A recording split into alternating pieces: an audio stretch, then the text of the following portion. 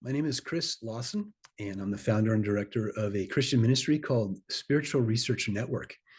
And our website access is at spiritualresearchnetwork.org. We also have a few other websites that you can find at our main website.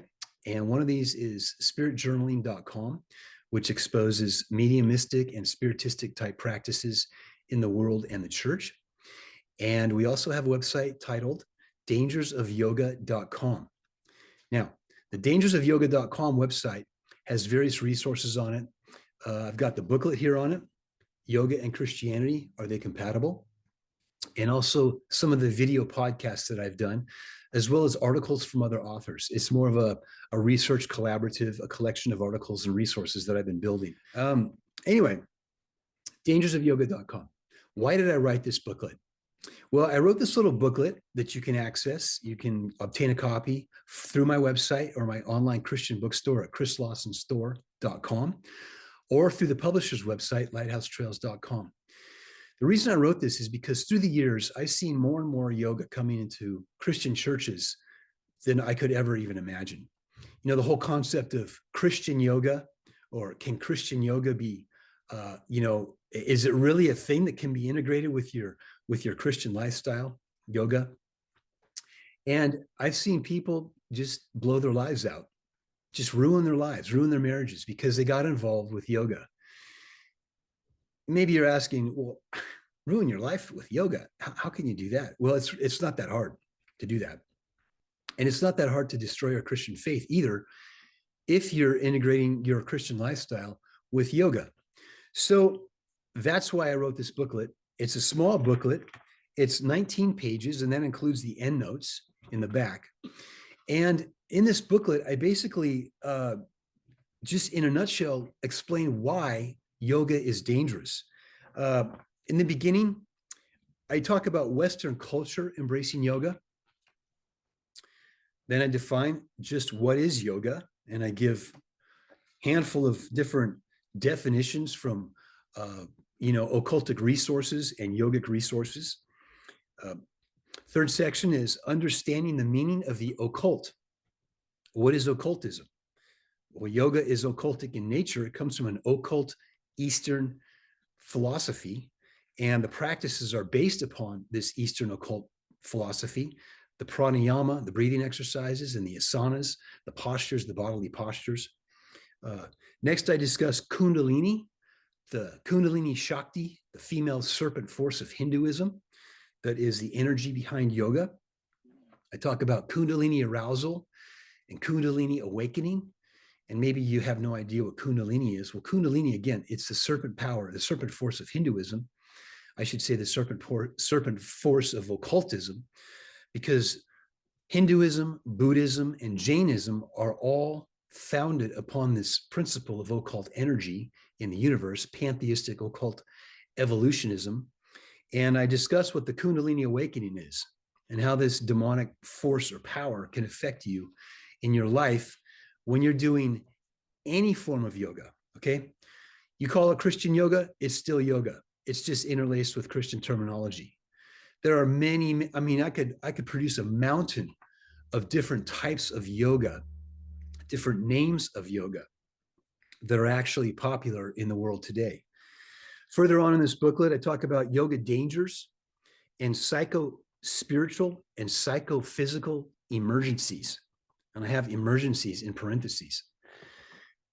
Spiritual emergencies, psychic emergencies, Kundalini awakening emergencies. What are these? These are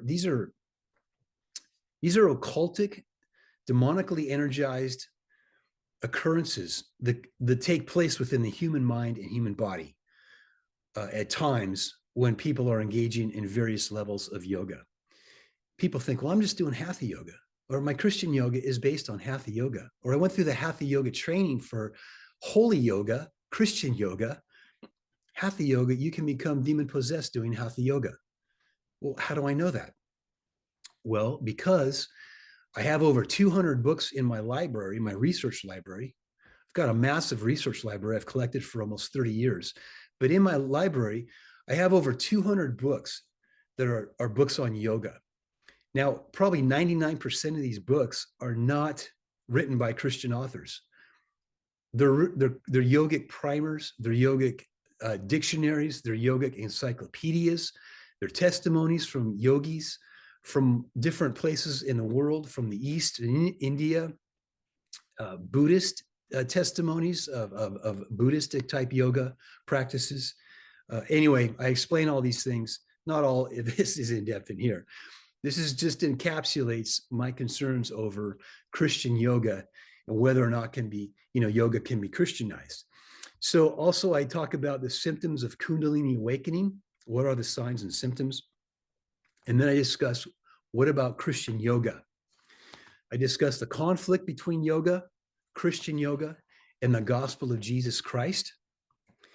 And then at the end, you'll find all the end notes. So again, it's a small booklet. I want to encourage you to take a look at it online. You can find this again through my website, spiritualresearchnetwork.org, or through my web store, chrislawsonstore.com, or you can go directly to the publisher's website, lighthousetrails.com. And again, I mentioned earlier, there are many resources there from many different authors that deal with many different subjects. You can also find booklets that deal with contemplative centering prayer, spiritual formation, the occult mystical practices of the new spirituality, the New Age movement, Reiki, energy work, and various other things that are all warnings and give explicit good reasons why we are warning about these dangerous occultic energy work type spiritual practices.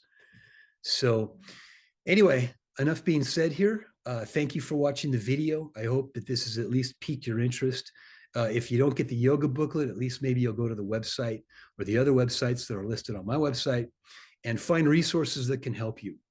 Because in our day and age, we need to properly, biblically navigate through all of the occult new spirituality that is just infusing churches and destroying people and ruining lives and marriages and children.